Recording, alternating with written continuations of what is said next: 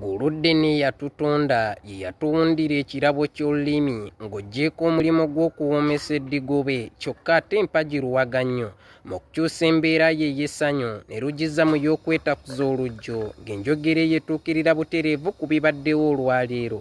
Ensonga za Cephcoh zivudde embwa weeyotera ne zidda gonja waakalira kubanga ku lutuulo olwasembayo omulamuzi yategeeza nti ekkooti yakuddamu okutuula ennaku z'omwezi nga 10 lwe lw'olwaleero.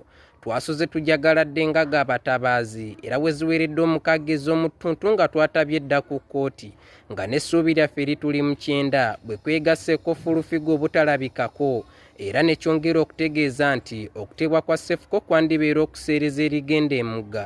Enno si bwe gubadde wadde ng'ebyasoose byatuwadde akamwenyumwenyu naye gye bikkidde ng'ebiddako bituleetedde okwoza ku munye ne kirabika nti mubazze ku kkooti oba baasabye essaala kwandibaako abatali bakkiriza nga n'abazze kwandibaako eyalemeza irizi mu kiwato.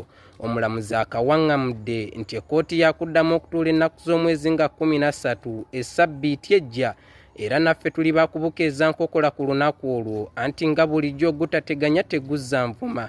Jamii Radio Uganda ku YouTube.